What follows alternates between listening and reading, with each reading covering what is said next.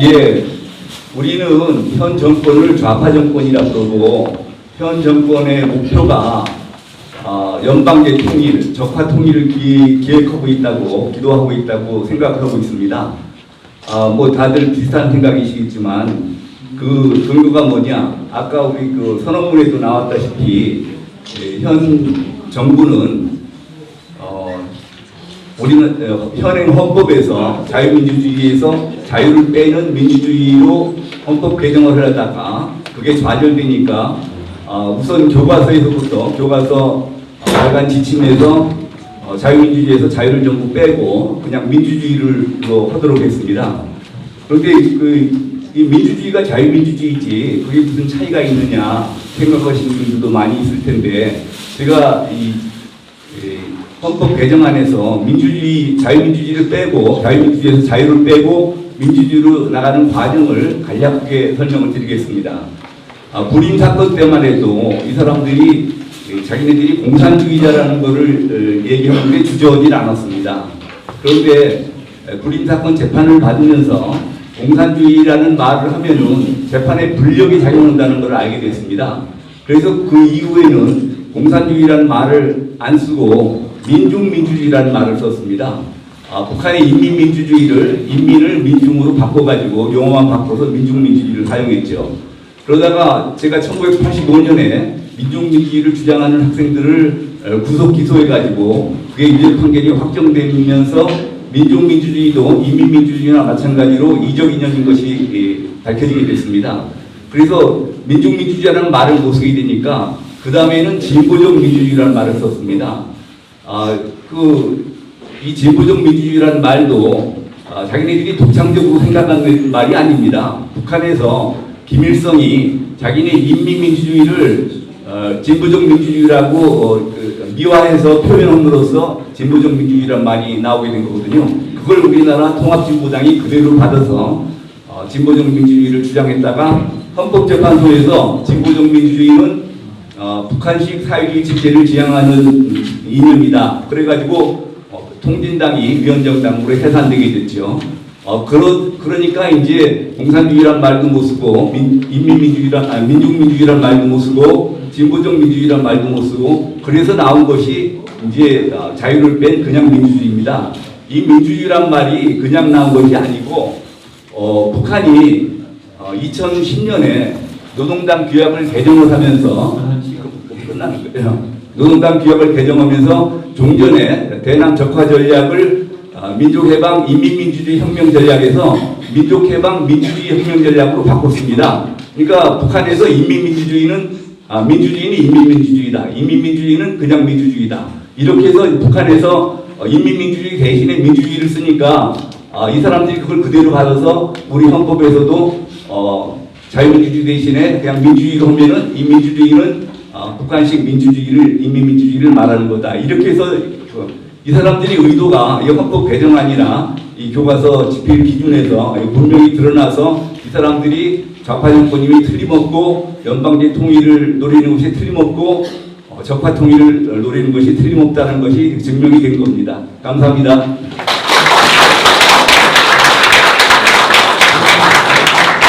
다음 순서로 자유, 건국을 삭제하는 교과서 문제에 적극 대응하고 계신 헌변의 우상진 대표님 모셔보겠습니다. 네, 안녕하십니까. 오늘 이 법의 날을 맞아서 정부 법원 변혁과 별개로 법치수의 행사를 해야 되는 이러한 현실에 직면해서 헌법을 생각하는 변호사 모임의 대표를 맡은 사람으로서 이것을 매우 참담하고 비장한 일을 생각합니다. 헌법을 생각하는 변호사 모임은 1998년도에 우리 헌법의 여러 가치 중에서 근본가치 자유민주주의와 시장경제 질서 그리고 국가 안보를 수호할 목적으로 있는 변호사들에 의해서 자발적으로 조직된 단체에서 그동안 국가보안법 수호 또 위헌정당 해산 등 여러 가지 이 중요한 헌법 수호를 안 되죠. 지금 되는 거예요. 네, 수호 활동을 마이크 네, 네 수호할 마이크 이상한 것 같아요. 들리세요? 예, 됩니다. 네, 죄송합니다. 수호 활동을 해왔고 최근에는 지금 말씀하신 그 작년 7월의 그 교육부 고시에 의해서 이 교과서 왜곡 문제에 대해서 헌법 소원을 제기하고 여기에 상당한 그 노력을 기울이고 있는 중입니다. 그 교과서 부분은 지금 이러한 상황이 야기된 데는 뭐 한두 가지 이유가 있는 게 아니고 여러 가지 종합적 이유가 있겠습니다만은 과거에 지하 조직이 이 한국의 현실이나 이 역사에 관해서 매우 그 조작된 잘못된 그 인식을 심어놔 가지고 그 생각이 잘못된 사람들이 많아져서 이런 일이 생겼다고 할 수도 있는데 지금 그 사람들이 지하에서 했던 일을 이제 정부가 공공연히 법령에 의해서 국가의 정책으로서 지금 추진하겠다는 것입니다. 지금 이야기하는 이 자유민주주의의 자유를 삭제하는 것과 대한민국의 정체성, 건국 등등을 다 삭제하는 것은 이것은 뭐 과거식의 법령 적용에 하면 이건 명백한 내란 행위입니다. 그 이외에도 지금 여러 가지 이 많은 헌법상의 문제가 있기 때문에 마땅히 이 국가의 통합성과 법적 통합을 위해서 진력해야 될 우리 헌변이 이제 정부와 별개의 이 법적 그 기념 행사를 하지 않을 수 없게 된 것이지요. 더 이상 이 상황이 악화되면 이제 걷잡을 수 없는 상황이 올 것으로 봅니다. 옛말에 소나무의 기상은 서리가 내려야 하고 사람의 됨됨이는 역경을 만나야 한다는 말이 있지 않습니까? 뜻있는 법률가들은 내 일신상 뭐 그게 무슨 상관이냐, 내한테 무슨 이익이 있느냐 이렇게 할 일이 아니고 우리 직업의 근원이 되는 법 질서의 존폐 문제에 지금 직면한 것이기 때문에 다 나서서 동참을 해주셔야 되고 또 국민 여러분들께서도 음으로 지켜봐 주시고 지원을 해주시기를 당부드립니다. 우리의 이 작은 노력이 대한민국이 다시 광명정대한 길로서 번영할 수 있는 그러한 그 어떤 촉매가 될 수 있기를 기원하면서 오늘 감사 인사를 드립니다. 감사합니다. 네, 다음으로 말씀해 주실 분은 너무 문화가 더 유명하신 분입니다. 요즘 정말 우파에서 맹활약하고 계신 행동하는 자유시민의 이현주 공동대표님 말씀드리겠습니다. 네, 오늘 이런 자리에 또 초대해 주셔서 너무 영광이고요. 우리 행동하는 자유시민 또 저와 함께 공동대표로 계시는 이병태 교수님과 함께 오늘 법의 날 그 축하를 드리면서 자유와 법치를 수호하는 변호사 연합 출범에 대해서 매우 진짜 감개무량하게 생각을 합니다. 우리 행동한 자유시민 소속 변호사님들도 여기 좀 와 계신데 지금 저는 이 문재인 정권 때문에 혹은 뭐 덕분에라고 하면 좀 이상합니다만 대한민국에 이제 그동안 사실은 정치 철학이나 사상에 대해서 깊이 생각해오지 않았던 사람들이 전부 다 이렇게 자기의 정체성에 대해서 한 번씩 다 생각하게 되고 그래서 전부 다 지금 카밍아웃을 하고 있는 중이라고 생각을 합니다. 그래서 그동안 내가 어느 쪽이었지 하고 별 생각 없이 살고 있다가 지금은 어느 한쪽을 택할 수밖에 없는 그런 상황으로 내몰리고 있습니다. 왜냐하면 이 문재인 정권이 너무나도 심각하게 대한민국의 헌법 가치를 파괴하고 또 국가의 정체성을 흔들고 있기 때문입니다. 비록 지금 보면 오늘 아침에 제가 보니까 16년 만에 대한민국의 경제 성장률 분기로 지금 마이너스를 기록했던데요. 이대로 가면 저는 문재인 정권 혹시 이 안에 그 임기 안에는 어떻게든 뭐 틀어막고 신용을 해서 이 통계를 조작해서 넘어갈 수 있을지 몰라도 가장 큰 문제가 지금 다음 정권이 어쩌면 IMF 같은 걸 맞을 수도 있다라는 큰 문제입니다. 근데 이게 그냥 수치의 문제가 아니라 여러분 한번 밖에 나가보시면 공장이라든가 노동자들이나 혹은 사업자들이나 지금 전부 다 이 기계를 장비를 팔아서 남아있는 노동자들 월급을 충당하고 있는 거의 나라가 망해가는 지금 상황에 와 있는데 그 이유가 뭐냐? 이 조건이 우리나라의 어떤 경제적 자유 그러니까 시장 경제라는 원칙을 무시하고 국민들을 대상으로 실험을 하다가 지금 이런 상황에까지 봉착을 했다는 겁니다. 근데 그것뿐만이 아니라 지금 한미 관계라든가 여러 가지 외교나 이런 것들도 우리가 지금까지 대한민국의 정체성이라고 믿어 의심치 않아 왔던 것들이 다 무너지고 있다. 그래서 이거는 매우 심각한 상황인데 이 상황에서 지금 저 문재인 정권이 어디까지 지금 과연 목표를 두고 있는가 모골이 소멸하고 생각하면 잠이 안 오는 그런 상황에 와 있다고 생각을 합니다. 그래서 지금 저는 제가 정치인으로서 지금 여러분 아마 국회에서 벌어지고 있는 패스트트랙 건에 대해서 관심들을 갖고 있을 텐데 요 말씀만 좀 말씀드리고 우리가 경각심을 가져야 되는 취지에서 말씀드리고 마무리를 하겠습니다.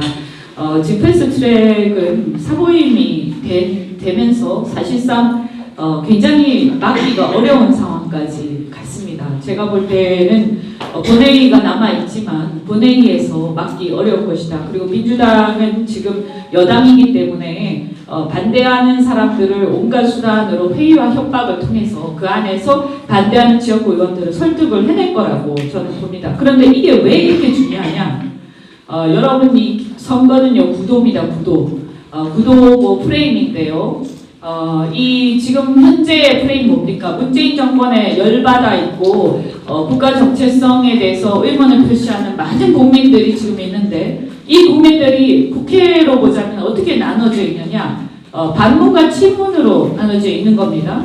그런데 보통 우리가 대통령제 하에서 중간에 총선을 하면 정권 심판 선거를 합니다. 그래서 반문들은 전부 야당을 찍습니다. 그럴 수밖에 없습니다. 그런데 이렇게 친문과 반문의 구도로 나누게 되면 어쨌든 간에 민주당과 정의당 친문이고 나머지는 약간 이상한 당도 있습니다만 어쨌든 간에 반문입니다. 그런데 지금 그 구도를 깨는 겁니다. 그래서 과거의 탄핵대로 다시 돌아가서 그래서 탄핵 찬성파와 탄핵 반대파의 구도로 다시 돌아가는 것이 바로 저들의 음모라고 저는 생각합니다. 그렇게 되면 반드시 이쪽에 야당 쪽이 찌그러들게 되어 있습니다. 그래서 총선은 과반에 결국에는 1대1 싸움으로 가서 이기는 싸움으로 가는 건데 여기서 수도권 같은 경우에는 4%, 5%의 차이로 집니다. 그런데 이렇게 갔을 때 어떻게 될 거냐? 4대1의 구도로 돌아갔을 때 이거 매우 심각한 상황으로 지금 가고 있다. 그 다음에 또 하나는 뭐냐면 그래서 이제 결국에는 이슈를 뭘로 갖고 가냐? 그래서 이 4는 개혁이다라고 포장을 하고 4는 개혁이다. 그리고 1은 과거에 탄핵에 책임이 있는 세 이런 식으로 돌아가는 거예요. 그래서 미래지향적으로 친문과 반문 또는 이 대한민국을 지키겠다, 헌법 가치를 지키겠다는 사람들이 이 똘똘 뭉쳐서 문재인 정권을 심판하자라는 쪽으로 프레임이 가는 것을 막는 아주 고도의 술책입니다. 이걸 반드시 막아야 된다고 저는 생각했는데 제가 워낙 날뛰니까 하여튼 저부터 제거한 다음에 지금 하나씩 지금 하는 중에 저희가 계속 당하는 중이고 어쨌든 간에 제가 꼭 말씀드리고 싶은 것은 대한민국 헌법 가치의 소중함을 그동안 잘 못 느끼고 왔다가 이거 큰일 나겠다, 나라가 파괴되겠다 하는 생각을 경각심을 갖게 되면서 내년 총선에서 무조건 이 헌법을 지키고자 하는 세력들에게 표를 주겠다라고 마음먹은 국민들이 많습니다.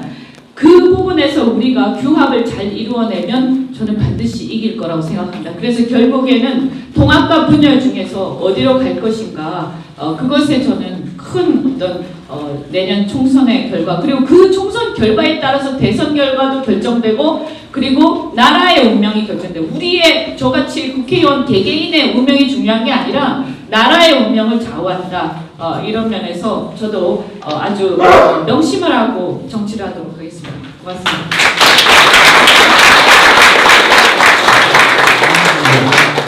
다음 순서로 태블릿 PC 문제로 구속된 변희재 대표의 재판을 담당하고 계십니다.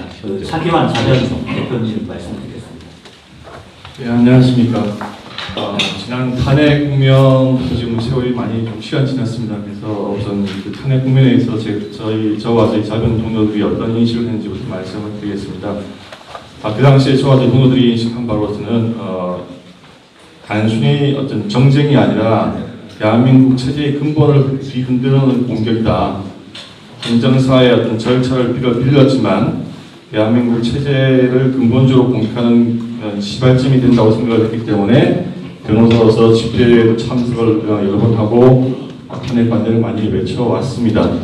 그런데 불행히도 대한민국 정치권 내에서는 그 투쟁의 본질에 대해서 인식을 하지 못한 사람들이 많았습니다. 현재 재판관들이 탄핵 인용 결정을 하고 8개월의 여유를 더 주면, 박통한테 여유를 더 주면 대한민국의 어떤 질서가 위험하게 된다는 그런 정말 어처구니 없는 변명을 하면서 탄핵 인용 결정을 한 걸 보면, 그리고 그 이후에 벌어진 사태를 보면 대한민국 법조계 내에서 해방 이후 지금까지 대한민국 정치사 이면의 투쟁, 면면이 흘러온 좌우익의 투쟁에 대해서 전혀 인식을 하고 있지 못하다는 것을 알 수 있었습니다. 제가 그런 인식을 하게 된 계기는 노무현 대통령 시절에 좌익에서 우익으로 전향한 사람들을 여럿 만났습니다. 실제 깊이 공산주의 운동에 들어갔던 분들이고, 저는 그분들을 통해서 제가 판사 시절에 읽었던 국가보안법이란 판례, 수많은 판례들이 단순히 종이상에 있는 것이 아니라 현실적으로 대한민국의 체제를 뒤집어 엎기 위해서 수많은 세력과 젊은들을 이용해서 투쟁을 해왔다고 하는 것을 뼈저리게 느꼈기 때문에 벌어지는 그 사태를 보면서 이거는 대한민국 체제를 근본적으로 공격하는 체제가 이게 시작되고 있다고 것을 느꼈습니다. 그런데 그 와중에 그런 깊이는 생각을 하지 못하고 그 와중에 정치 흐름을 타고 더 위험한 주장을 하는 분들이 있었습니다. 예를 들면은 그 위험한 순간에 새누리당, 그 당시 새누리당이죠. 새누리당을 해체해야 한다고 하는 그 당시 여당 의원 중에는 그거를 하는 분들도 있었고, 진심으로 박 대통령을 탄핵시켜야 된다고 하는 주장, 우익이라고 하면서 그런 주장을 하는 분들도 있었습니다. 그런 분들은 좌우익의 투쟁사 역사를 잘못 인식하고 있든지 또는 그 흐름을 타고 어떤 기회주의인 처신을 하는 것이라고 생각을 합니다. 지금 현재는 어떻게 되어 있느냐? 지금 현재 제가 보는 인식은 좌익 파시즘이 진행되고 있고 좌익 전체주의 길목에 들어가고 있다고 생각을 합니다. 흔히들 파시즘이라고 하면 히틀러, 무솔리니, 그래서 그것은 대기업을 옹호하는 우익의 체제라고 생각을 하시지만 보다 깊이 연구하면 틀렸습니다. 파시즘은 사회주의입니다.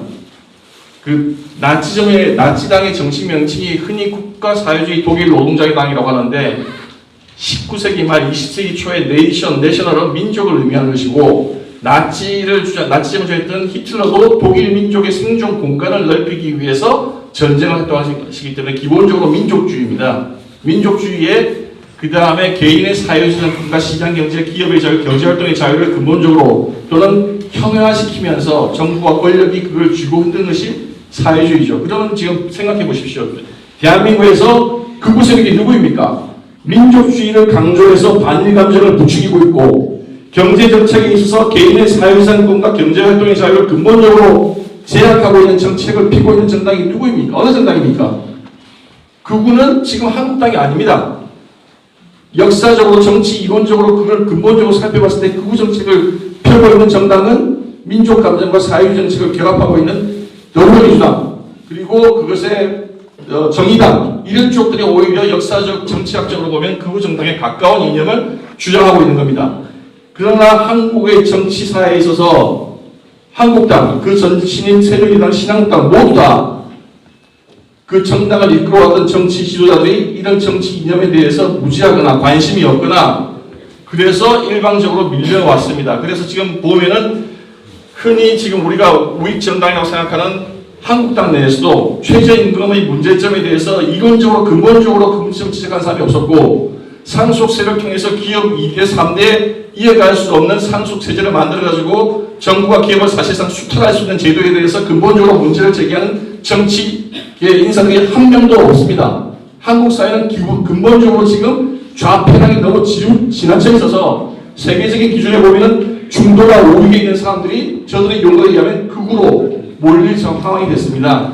자, 그러면 그럼 미래는 어떻게 될 것이냐? 제가 생각하기에 한국 사회 조선시대부터 지금 때까지 한국 사회 역사 변동의 가장 큰 핵심은 힘은 불행히도 또는 다행스럽게도 어느 표현을 해야 될지 모르겠지만은 국제 정치에 의해서 결정이 됩니다. 조선이 내부적으로 무능했지만 그때 지정학적 위치가 워낙 우리나라가 열강의 틈바구에 있었기 때문에 조선이 멸망한 것도 조선이 해방이 된 것도 분단이 된 것도 전쟁이 된 것도 전쟁이 끝난 것도 경제개발이 이렇게 급속하게 이루어진 것도 지정학적 위치와 국제 정세의 흐름과 무관하다고 할 수가 없습니다. 그럼 뒤집어서 지금 현재는 어떠냐? 미국과 중국의 패권 전쟁이 벌어지고 있고 미국이 에너지 자립을 하면서 군사, 경제, 지적 모든 면에 있어서 미국의 패권은 21세기에도 지속될 수밖에 없다고 생각하고 미국이 세계 전략을 위해서 한반도에서 물러나거나 손을 떼거나 영향력 행사를 포기하는 일은 저는 없다고 생각합니다. 이 한반도 내에서 양키 고공을 외치는 시위가 서울시를 다 뒤집어 엎고 국내에서 그런 여론들이 만약에 사라지지 않는다면 미국이 한반도에서 손을 떼고 정치적으로 물러나는 일이 없기 때문에 일단 저희는 그것을 발판으로 삼아야 되고 두 번째 국내에서도 지금 개인의 경제적인 자유를 침해하는 정책을 통해서 너무나 산업 기반이 흩어지고 있습니다. 지금 우리 자유와 법치를 위한 변호사 연합에 참여하는 모든 변호사 단체나 변호사들은 기본적으로 반복 여기에서 떠나서 보다 개인들의 생활과 개인과 기업의 생활과 생존에 필요한 경제적, 사회적 자유를 확대하기 위한 투쟁에 나서야 되고 그것을 통해서 젊은이들과 소통할 수 있다고 생각합니다. 셋째로 제가 당부드리고 싶은 말은 제가 노무현 정부 시절 때부터 시민운동이라는 것에 발을 담그기 시작했는데 우익 시민운동의 문제점은 저는 이렇게 생각합니다. 민변을 보면은 회장이 바뀝니다.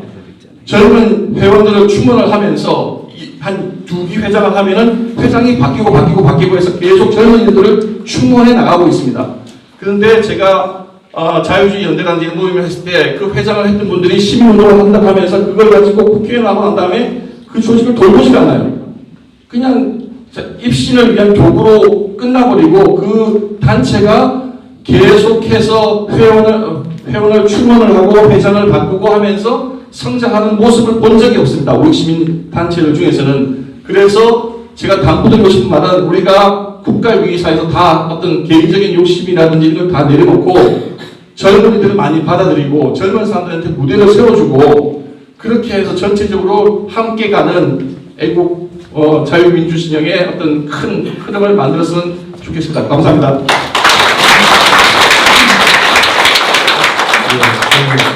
시간이 많지 않은 관계로 이후에 발언하신 분들은 3분 정도로 짧게 해주시면 감사하겠습니다.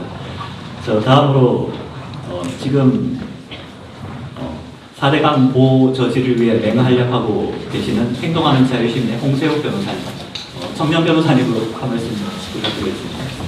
네, 안녕하세요. 행동하는 자유시민 사무국장을 맡고 있는 홍세욱 변호사입니다. 지금 오늘 오신 이현주 의원님이 공동대표고 지금 제 옆에 계신 백승재 변호사님이 사무총장님이신데 두 분을 모시고 제가 일을 하고 있습니다. 네, 행동하는 자유시민에 대해서는 이제 뭐 많이 알려지고 또 많이 보셨을 것 같은데 우선 먼저 이제 행동하는 시민의 설립 취지에 대해서 좀 말씀을 드리겠습니다. 저는 우리나라가 그동안에 10%의 예를 들어 586이나 이런 일부 10% 정도의 세력을 제외하고 나머지 90%는 우리 편인 줄 알았습니다. 근데 지난 노무현 정부 때도 그렇고 여러 이렇게 과정을 거치면서 특히 문재인 정부를 거치면서 저는 새롭게 깨달은 게 우리가 90%가 아니었구나라는 것을 깨달았습니다.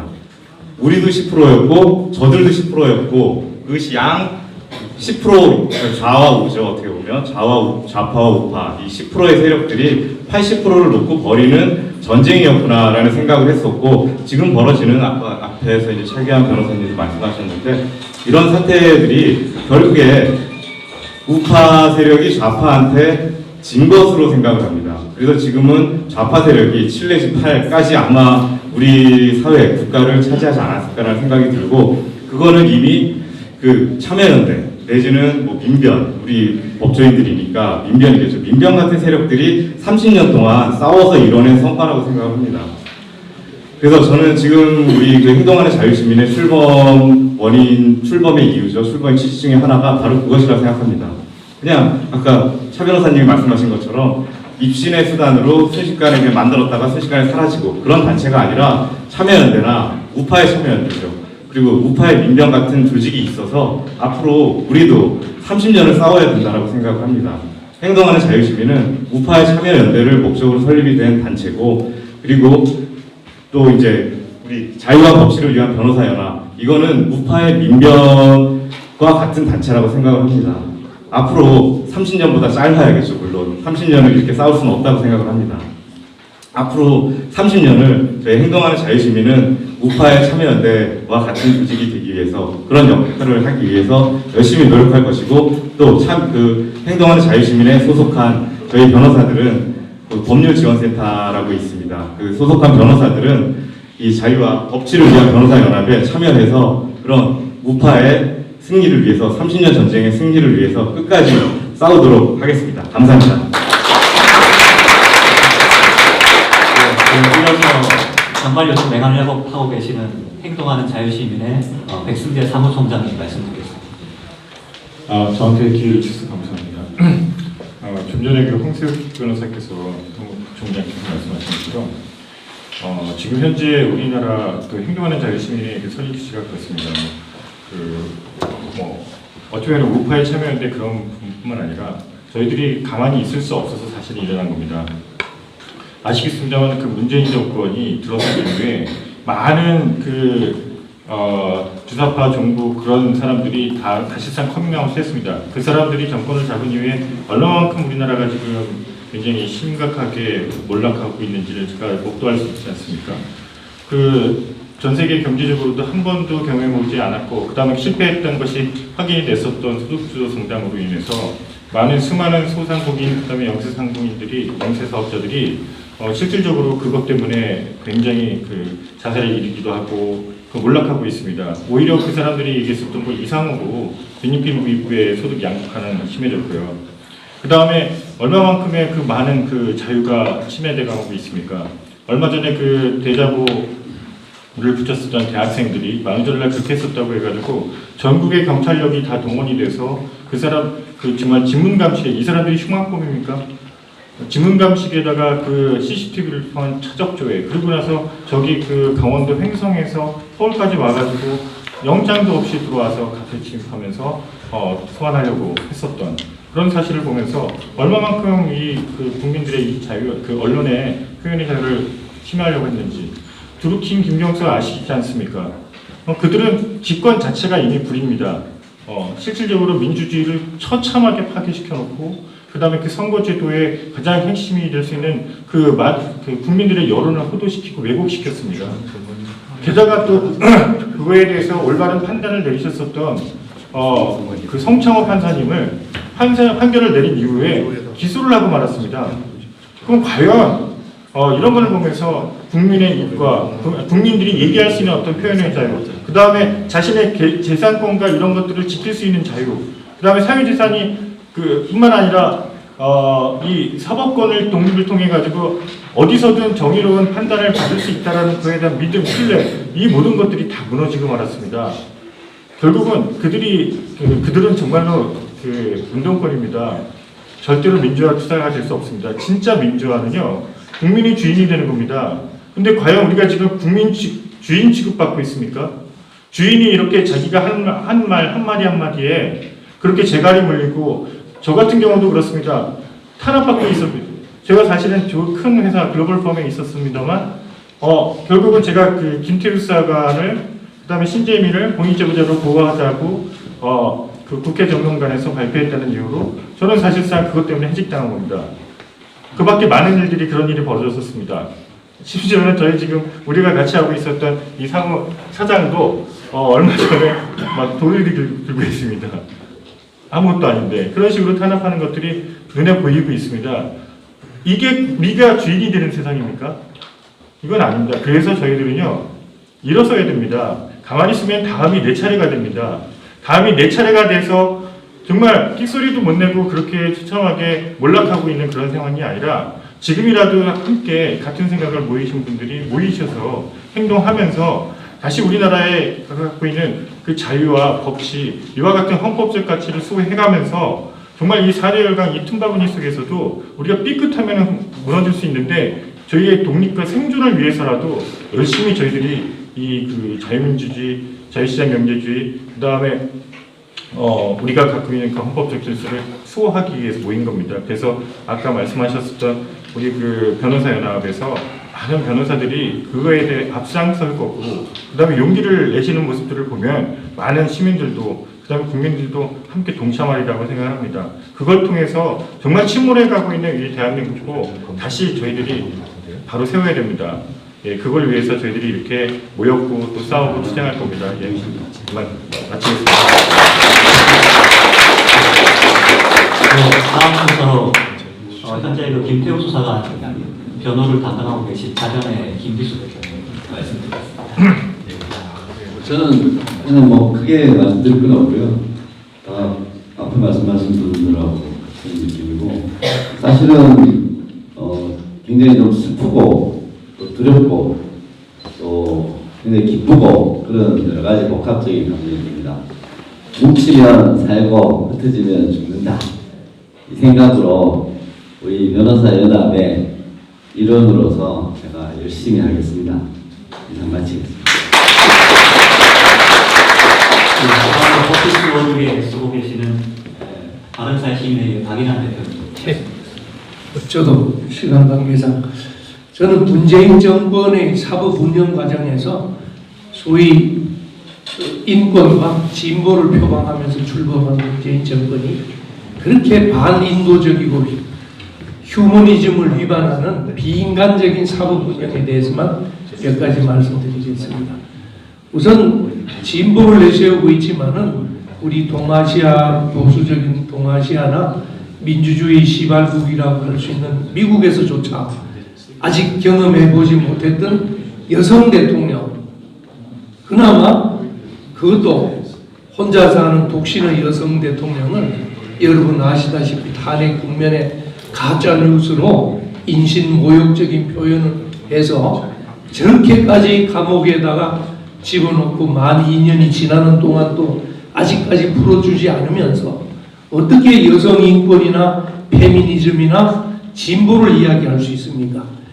세상에서 여성 대통령을 뽑았다는 이 자체가 얼마나 진보적입니까? 거기다가 최근에는 아까 검찰 이야기도 났습니다마는 문재인 정권에서 사법 탄압을 하는 양상을 보면은 공안부장이 옛날에는, 과거에는 우리 고영주 변호사님도 선배님도 계십니다마는 국가 안보를 지키는 최일선에 있던 공안부가 이제는 국가 안보를 지켰던 사람을 처벌하는 공안부로 180도로 바뀝니다.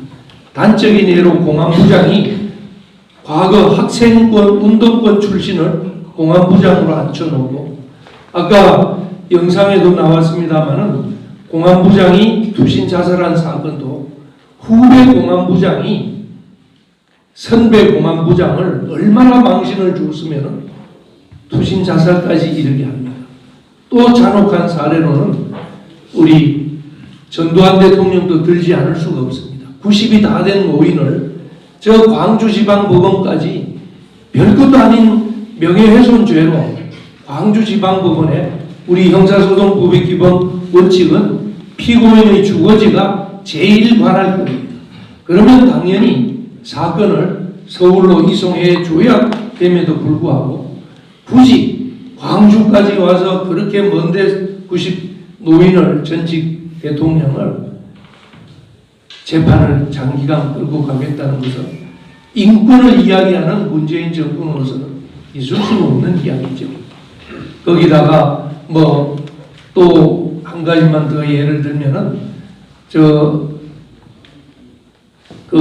박성준 우리 보훈처장 재판도 그렇습니다. 그분을 바로 국가안보의 최일선에서 안보교육을 담당하던 박성준 처장을 재판하는 명목 자체가 다시 말해서 국가보안법에 정반대되는 쪽으로 공안부에서 취급을 합니다. 그러면 공안부도 180도 자세를 바꾸어서 그 전까지는 형사부에서 취급하던 사건을 공안부에서 함으로 해서 국가안보의 일선에 있던 사람한테 망신을 주는, 그렇게 함으로써 또 공안부장이 자살까지 하게 하는 이런 반인도적이고 휴머니즘에 위반되는 행태를 인도를 내세우고 진보를 내세우는 문재인 정권에서 하고 있다는 것이 너무 기가 찹니다.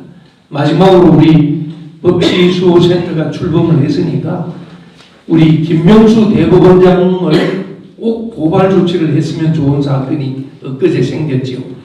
다시 말해서 정부에서 제공하는 관사에 자기 아들 예외를 무료로 입주시킴으로 해서 금품을 제공한 그 유명한 김영란법 위반 사건입니다.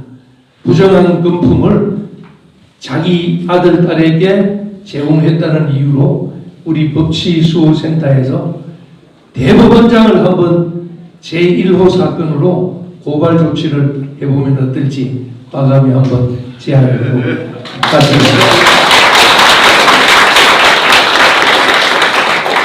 다음으로 지금 난민, 동성애 문제에 대해서 적극적인 목소리를 내고 계신 분입니다. 자유와인권연구소 박성재 변호사님 모셔보겠습니다. 네, 안녕하십니까. 자유와인권연구소의 박성재 변호사입니다. 먼저 변호사연합단체, 저희 단체가 소속되어서 또 함께 일할 수 있게 해주셔서 너무너무 감사드리고요. 시간을 좀 전략하기 위해서 준비해온 내용을 제가 그대로 읽도록 하겠습니다. 제가 오늘 말씀드리고 싶은 부분은 바로 법조 3년 중에 한 분, 또 한 축을 담당하고 있는 법관의 코드 인사에 관련된 문제입니다. 시장 경제에 꽂힌 주식에 35억 원을 투자한 이미선 헌법재판관의 인사청문회를 보면서 이를 옹호하는 측에서 자유시장 경제체제에서 주식 많이 가진 게 무엇이 문제냐, 내부자 거래만 아니면 문제될 것이 없다는 등의 이야기를 듣게 되었습니다. 물론 이 재판관이 일반인의 신분으로 주식 투자를 한 것이라면 당연히 문제될 소지가 없습니다. 하지만 다른 직업군이 아닌 법관인 분이 이유를 막론하고 자신의 이름으로 주식 투자를 하면서 관련 기업에 대한 재판을 하였다는 의혹을 사고 주식법관이라는 오명을 쓰면서도 스스로 헌법재판관 후보 자리를 내려놓지 않고 끝내 임명되는 모습을 보면서 대한민국 초대 대법원장을 지내신 가인 김병로를 떠올리지 않을 수 없었습니다. 법관들에게 청렴을 강조하며 권력에 아부하지 않고 정파와 이념을 초월해 사법부의 독립과 민주주의의 실현을 위해 노력하였다고 평가받는 가인 김병로. 그분은 법관이 국민으로부터 의심을 받게 된다면 최대의 명예손상이 될 것이다. 정의를 위해 굶어 죽는 것이 부정을 수만 배 명예롭다라고 하셨습니다. 또한 법관은 최후까지 오직 정의의 변호사가 되어야 한다라고 퇴임사에서 말씀을 하셨습니다. 과연 이미선 헌법재판관을 비롯한 현 정부의 코드 인사에 따라 임명된 법관들이 사법부의 독립을 외치며 오직 정의의 변호사가 될 수 있겠습니까? 법관의 양심이 아니라 자신의 정치적 성향에 따라 판결을 한다면 이를 국민들이 받아들일 수 있겠습니까? 법치 수요의 날을 맞이하여 다시 한번 오직 대한민국을 위해 박봉해 자신은 죽을 먹으면서 겨울에는 법관들에게 손을 불어가면서 판결문을 쓰게 했다는 그분이 입버릇처럼 했던 사법관으로서 청렴한 본분을 지킬 수 없다고 생각될 때는 사법부를 떠나야 한다라는 말이 이 지금의 혼란의 시대에서 대한민국을 지켜왔던 정신이 아닐지 다시 한번 생각해야 할 것입니다.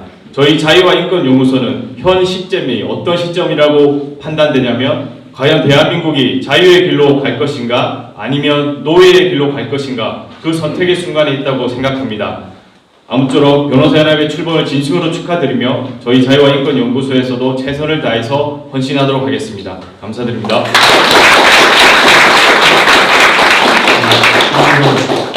지난번 헌법재판소에서 총괄 연구부관 및 공보관으로 재직하시면서 지난 탄핵 사태 모순을 몸소 체험하셨던 분입니다. 그리고 저항의 의미로 퇴임하셨습니다. 또 배보윤 헌법부회장님 모셔보겠습니다.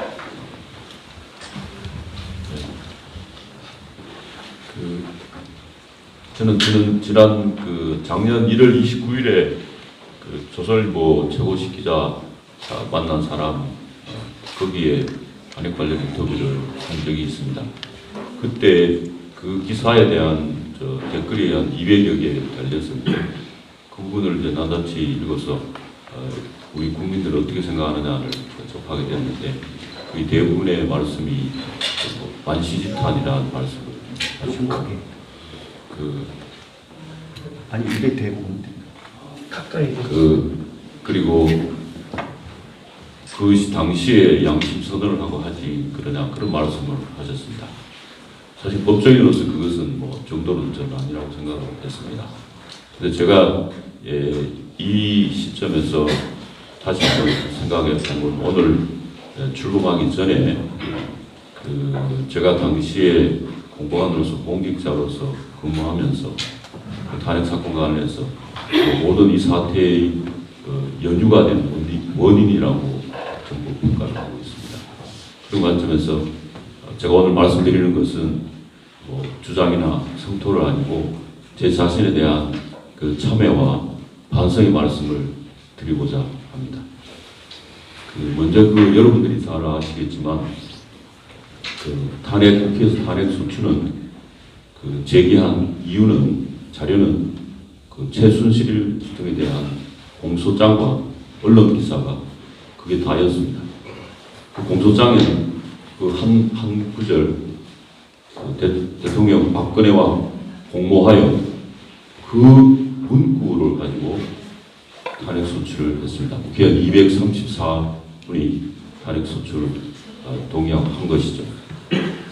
그런데 이제 헌법재판소 당시에 기존 노무현 대통령의 사건, 탄핵 사건에서도 사실은 국회 소추 이유가 부실의 사실이었습니다. 그래서 변호인단에서 청구인에서 이것은 각하를 해야 된다. 탄핵 소추 사유가 명확하지 않다고 이유가만 했습니다. 그런데 그 판례를 들어서 헌재에서는 이제 그걸 각하하지 않고 본안심리로 들어갔습니다.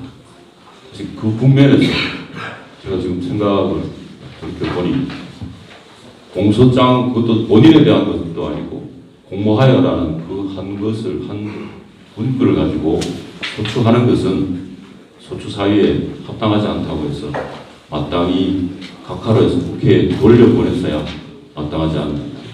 근데 그 국면에서 저는 공직자로서 제 역할을 수행을 했느냐라는 면에서는 역할을 못한 점에서 잘못을 반성을 합니다. 두 번째 문제로 역시 이어서 헌법재판소법에 보면 탄핵 사유와 동일한 것에 대해서 형사재판의 대상이 되면 그 탄핵 심판 절차를 정지하도록 되어 있습니다. 그래서 그 본 재판을 형사재판을 마치고 그것을 가지고 그것을 전제로 해서 탄핵 사유가 되느냐를 판단하도록 그렇게 되어 있습니다. 그런데 당시에는 이것은 동일한 사유가 아니기 때문에 대통령 탄핵 대상인 박근혜 대통령이 기소된 것이 아니고 공범들이 기소된 사건이기 때문에 본인 사건이 아니기 때문에 이것은 재판 절차를 정지하지 않고 본안 판단을 한다고 그런 판단을 했었습니다. 그런데 사실은 내실은 좀 전에 말씀드린 것처럼 공소장에도 박근혜 대통령 공모하여 그것에 의탁해서 탄핵 소추를 했지 않았습니까? 그렇다면 그 사건의 본질, 공모관계가 있는지 또 본 사건에 대한 관계가 어떤 그것이 있는지에 대해서는 충분한 심의를 거쳐서 확정된 것을 전제로 해서 그렇게 됐을 때 탄핵 사유가 되는 것을 판단하는 것이 법리적으로 맞습니다. 저는 지금도 그렇고 당시에도 그렇게 생각을 했습니다. 근데 결과적으로는 헌법재판소의 판단은 정지하지 않고 권한 판단으로 나아갔습니다. 근데 그 점에 있어서 제가 그렇게 생각을 하고 그렇게 했다고 하면 공직자로서 당시에 제가 공보관이었습니다. 그래서 많은 분들 재판관이나 소장님께서 만날 수 있는 수 있었고, 근데 공직자로서 제가 그 제 역할을 했느냐라는 측면에서 깊이 반성의 말씀을 드립니다. 그 세 번째로는 그와 같은 마찬가지의 그 연장선상에서 그 본안 판단을 할 때 대부분의 청구인 대리인들은 그 최순실 등의 형사 재판 기록 또는 수사 기록을 그것을 가지고 중심으로 증거를 제출하고 증인 신문을 하고 재판을 주로 이루었습니다. 그런데 다른 증거는 그 박근혜 대통령이 직접 신문이나 그 관련된 자료나 이 부분에 대해서는 심리가 상대적으로 미미했고 형사사건 재판 그것을 중심으로 증거 판단을 이루어졌습니다. 더군다나 그 재판에서는 증거가 중심으로 이루어진다는 것은 실제 일어난 일보다 그 증거에 확인되는 증거를 재판을 기준으로 하는 것은 누구나 다 법조인은 누구나 아는 상식에 속하는 겁니다. 그런데 증거를 채택하는 것이 형사재판이나 모든 재판에서는 중요합니다. 그때 그 형사재판 수사 기록을 증거를 탄핵 재판에 쓸 수 있느냐 마느냐의 관점에서 중요한 부분인데 그 점에 있어서는 그 헌법재판소 재판부는 형사재판에 준한 것으로 본인이 동의하지 않으면 채택하는 그런 방식을 쓰지 않고 이것은 탄핵 재판이기 때문에 엄격한 형사절차의 증거 법칙을 적용하지 않는다고 해서 그렇게 결정함으로 인해서 대부분의 그 최순실 등의 형사재판 기록이나 증거를 그대로 이 탄핵 심판의 그 증거로 해서 사실 인정을 하게 되었습니다. 이것은 아까 말씀드린 것처럼 직접 그 재판을 정지를 해서 대통령이 직접 그 심리를 거기에 관여하고 증거를 형성된 것이라고 하면 그것을 받아들이는 것에 대해서는 문제가 없을 수도 있습니다만 전혀 관련 없고 공범들에 관한 사건 기록을 그대로 받아서 탄핵 재판을 증거로 활용을 한 결과가 되었습니다. 따라서 그 점에 있어서는 저는 다른 생각을 가지고 있었습니다. 그럼에도 불구하고 결론은 그것을 통해서 사실 인정이 되었습니다.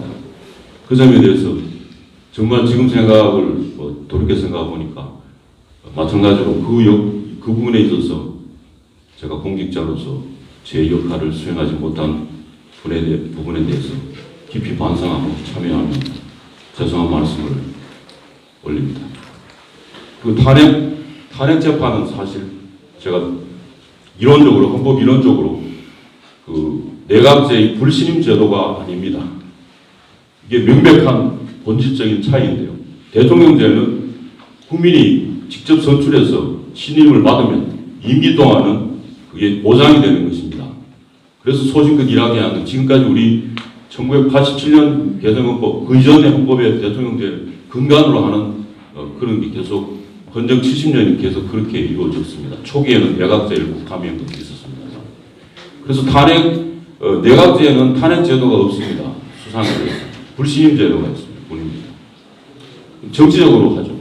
근데 대통령제 국가에서는 탄핵 제도는 명백히 불신임 제도가 아닙니다. 따라서 헌법이나 법률에 중대한 위반이 있을 때 지난번 노무현 대통령 때 헌법재판소가 명시적으로 판시를 했습니다. 내란 외환제나 중대한 뇌물이라든지 중요한 경우 국민이 신뢰를 해서 했는 그 신뢰를 명백히 그것도 중대한 위반을 하는 경우에 탄핵을 할 수 있게 되어 있습니다. 그러나 제가 생각하기에는 그것은 정치적 이 헌법재판소의 탄핵 제도를 마치 불신임 제도로 결과적으로 불신임 제도인 것으로 해서 재판을 결론에 이른 것이 아닌가 그런 생각을 당시에도 가졌고 지금도 가졌습니다. 그러나 생각만 가지고 못합니까? 제가 사실 그 당시에는 공직자의 위치에 있으면서 그것에 대해서 제대로 설파를 하고 주장을 하고 또 역할을 마땅히 진력을 다해 했어야 되는데 단순한 리포터의 역할만 했는 데 있어서 깊이 반성을 드립니다. 그래서 이 세 가지 측면에서 제가 사과의 말씀을 드립니다. 먼저 박근혜 대통령께 죄송합니다.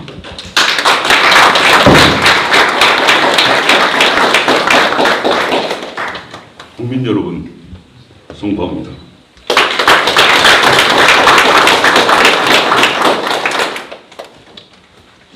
당군 이래 우리 대한민국의 그 종묘 사직과 또 대한민국 건국을 위해서 이룩하신 우리 건국의 영웅들 그리고 그 6.25 전쟁을 통해서 피땀 흘려 지켜왔던 자유민주주의 소체제를 하시는 소국 영령들께 송구한 말씀을 드립니다.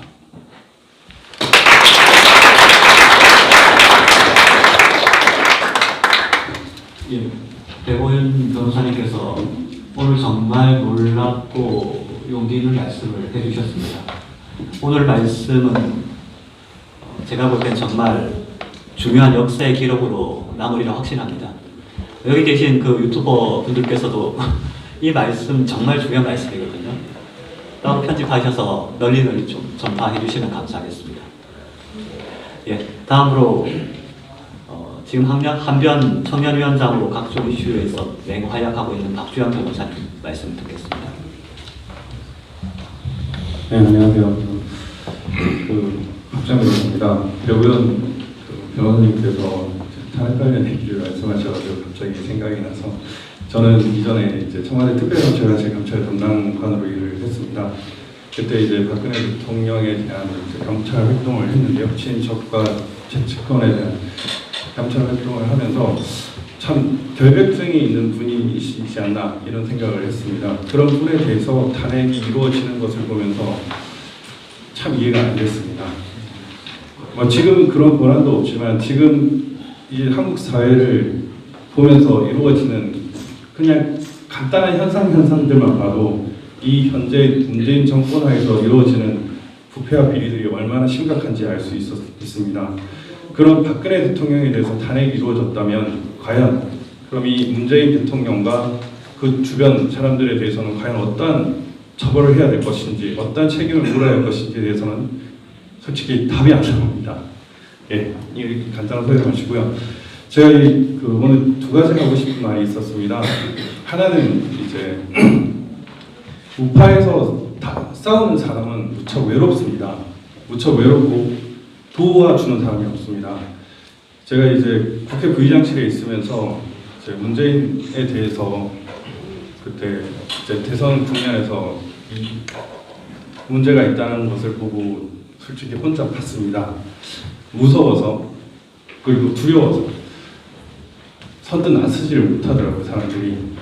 그런데 우리 우파들은 되게 격식과 형식 이런 것들을 너무 따지고 조심스러워 하다 보니까 항상 두려워합니다. 무서워하고 안위를 먼저 생각하는 경향이 있어요. 그러다 보면 싸우는 사람들은 외롭습니다. 그러다가 혹시 잘못되기라도 하면 그냥 불쌍한 사람이 되는 겁니다. 저는 앞으로는 이러한 사람이 우리나라에 없으면 좋겠습니다. 이렇게 앞에 계시는 분들 중에 외로이 싸우시는 분들이 많습니다. 그런 분들이 계시면 그런 분들을 적극적으로 도와주고 힘을 조금이라도 보태가지고 이 힘들이 작은 힘이 아니라 큰 힘이 될 수 있도록 그렇게 해야 된다고 생각합니다. 서로 대한민국에서 힘이 모자라면 미국의 트럼프 아니면 그쪽에 있는 여러 힘 있는 사람들의 그 정의를 생각하고 자유를 생각하는 무수히 많은 인류들에게 도움을 청하는 그런 좀 범위를 확장하는 그런 방법을 써서라도 그렇게 연대를 해야 된다고 생각을 하고 도와줘야 된다고 생각을 합니다. 그리고 또 하나는 상황에 대한 인식입니다. 지금 사실 형국으로 치면은 긴급 피난 혹은 정당방위에 가까운 상황입니다. 현재 위급한 위기가 있는 상황이고 부당하고 부정의한 것이 우리 앞에 맞닥뜨려 있는 상황입니다. 그런데 우리 우파 그리고 대한민국의 지식인들은 이에 대해서도 절차와 적법을 따지면서 다투기 시작합니다. 개념 없이 따지는 사람한테 절차와 적법을 따지면 과연 이길 수 있습니까?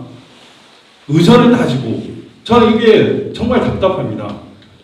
이거 이렇게 하면 안 된다고 생각을 해요. 이제는 우리가 그런 것들은 조금 뒤로 남겨두고 실제로 우리가 뭘 해야 되는지 우선순위가 뭔지를 잘 알아야 된다고 생각을 합니다. 그걸 하고 나서 그 다음에 이제 진짜 사회가 바로 서면 대한민국이 바로 서면 정말 이제 평화로운 세상이 되면 그때부터 우리가 진정으로 추구하는 그런 가치를 실현해야 될 때가 아닌가 싶습니다. 그래서 조금은 아니란 그 인식을 버리고 지금 우리가 맞서야 하는 것은 지금 사고임 행위와 같이 이루어진 개념과 절차와 적법 이런 것들이 없습니다. 부당하고 긴급하게 침해하는 것이기 때문에 그 심각함을 잘 따져가지고 잘 대처를 했으면 좋겠습니다. 예.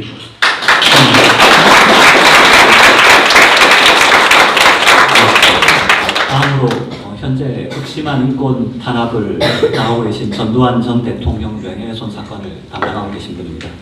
한병과 시변 공동대표를 역임하셨던 정주교 변호사님 모시겠습니다.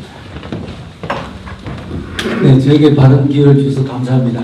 저는 지금 광주에서 진행되고 있는 전두환 전 대통령에 대한 명예훼손 사건의 변호를 맡고 있습니다. 그 사건은 절차상 여러 가지 문제가 있고요. 전직 대통령에 대한 처벌이라고 하는 문제도 있지만 그보다 더 훨씬 심각한 문제가 있습니다. 그건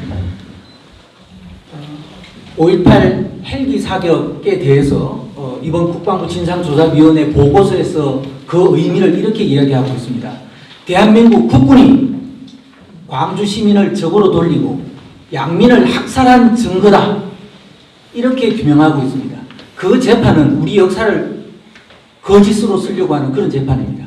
그 재판을 통해서 우리 국군의 명예를 훼손하려고 하는 그런 저희가 있다고 생각하고 저는 반드시 재판 과정에서 이 정말 진실이 밝혀지도록까지 최선을 다하도록 하겠습니다.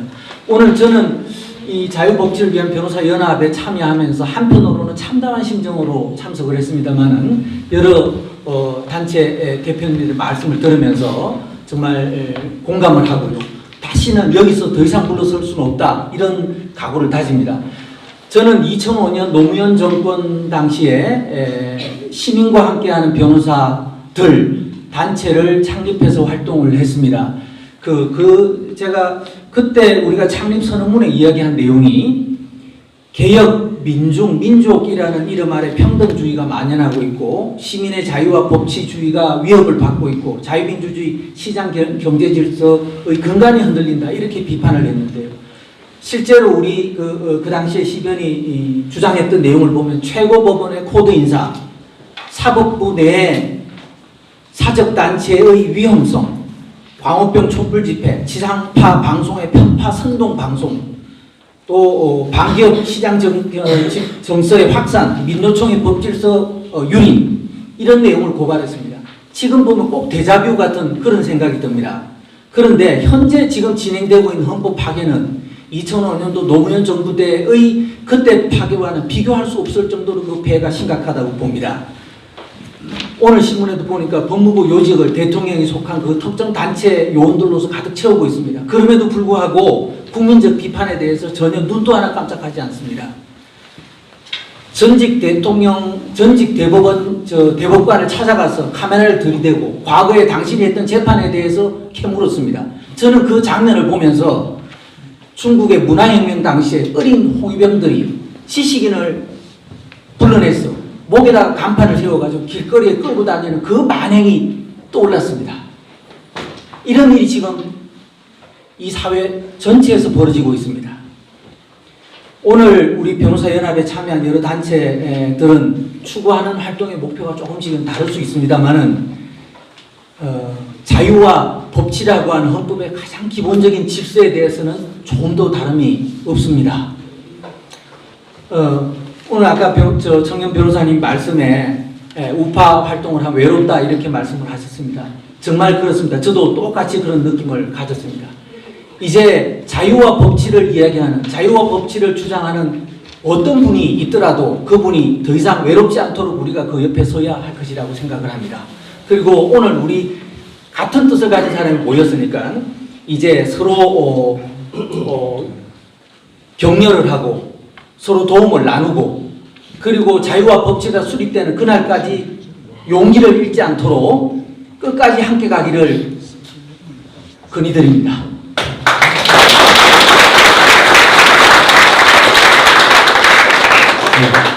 다음으로 우파 시민단체의 든든한 버팀목이 되고 있는 북변의 간사를 맡고 계십니다. 구주화 변호사님 모셔보겠습니다.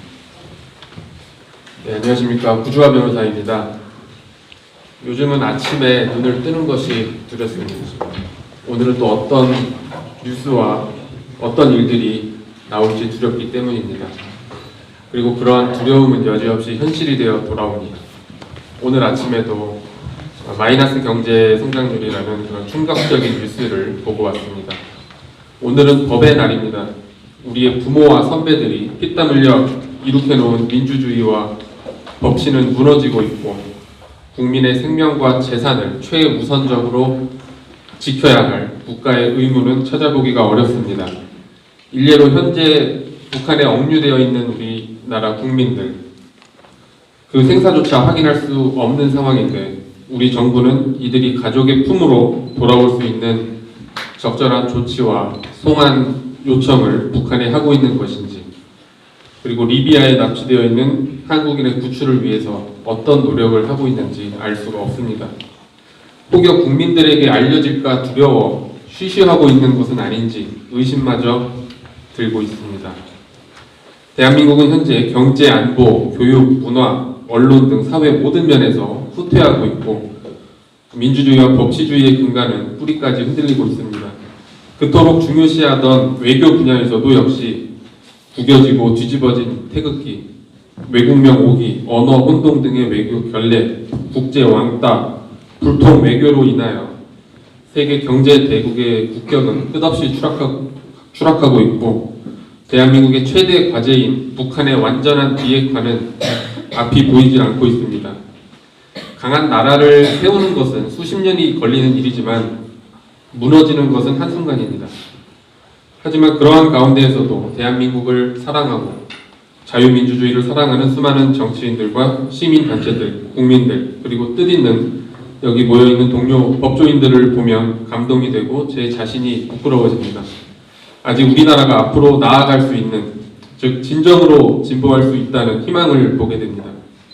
거기 우리 법조계가 뜻을 모아 정치적 이념이 아닌 법률과 법조인의 양심으로서 법 적용을 할 수 있는 나라가 세워져야 할 것입니다. 끝으로 자유와 법치를 위한 변호사 연합의 출범을 진심으로 응원하고 지지합니다. 감사합니다.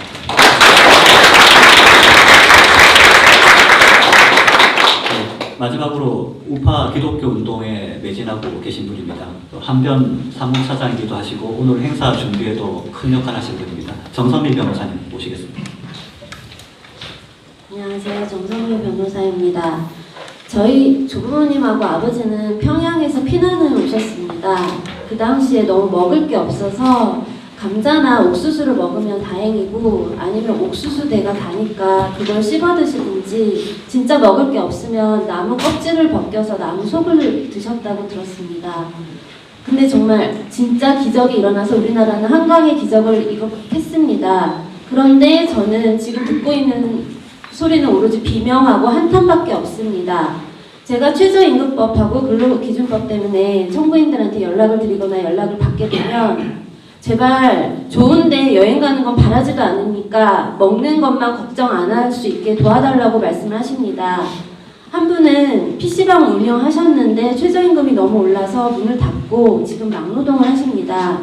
근데 박근혜 정권 시절에는 일이 있었고 내가 일을 할 수가 있었고 야근도 할 수가 있었는데 지금은 일을 할 수가 없고 줄을 서서 기다려도 2명밖에는 일을 구할 수밖에 없고 또 시간까지 끊어버리니까 일을 많이 하고 싶어도 많이 할 수가 없어서 돈벌이는 줄었다. 연세 드신 분들은 술을 드시거나 도박을 하시고 화투를 치신다. 나는 개인방에 가서 게임에 미쳐 살게 된다. 우울증에 걸려서 자살하고 싶다. 내 주위에 우울증 걸려서 자살하고 싶은 사람 많다. 이런 말씀만 하십니다. 또 어떤 분은 저한테 저 좌측이었는데 그쪽은 완전 보수 우파로 알고 있는데 제가 문 대통령을 찍었습니다. 그런데 지금 저는 제 손을 잘라버리고 싶다고 말씀을 하십니다. 그러면서 제발 최저임금 좀 막아달라고 하십니다. 저희가 작년에 최저임금 효력정지 가처분 신청을 했습니다. 그리고 어떻게든 8,350원 인상을 막으려고 최선을 다했지만 당연히 인용 결정이 나올 줄 알았던 가처분 결정은 1심, 2심 모두 다 기각 결정이 나왔고 지금은 대법원에 재항고를 하고 있는 상황입니다. 그런데도 진짜 사람들이 현 정권한테 너무 겁을 먹고 있습니다.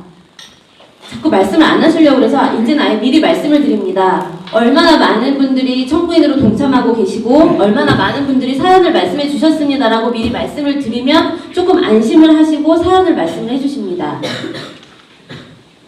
그런데 또 어떤 분은 밤새 너무 걱정이 돼서 잠을 못 잤다고 제발 청구인에서 저 좀 빼달라고 연락하시는 분들도 계십니다. 그래서 이제는 아예 직장명 쓰는 난을 없애고 아니면 직장명 대신에 직장군을 쓰는 방법을 사용을 해서 청구인을 모집하고 있습니다. 저희가 군사 분야 합의서 헌법소원 신청을 했는데 예정외로 각하가 나왔습니다. 그런데 지금 최저임금법하고 근로기준법 헌법소원 신청을 하려고 하는데 현 정권은 그 논란이 많은 이미선 헌법재판관 임명을 강행해버렸습니다. 그래서 사실 좀 개인적으로는 걱정이 앞섭니다. 그런데 오늘 이렇게 법 취소의 날 행사를 맞이하여 우리 우파에 정말 너무나도 대단하시고 훌륭하신 변호사님들께서 한마음 한뜻으로 함께해 주시니 정말 힘이 납니다. 이제까지 묵묵히 헌신해 주신 우리 한변의 김태훈 상임 대표님을 도와서 앞으로 더욱 열심히 국민들의 탄식을 대변하는 그런 한변과 변호사 연합이 되도록 하겠습니다. 감사합니다.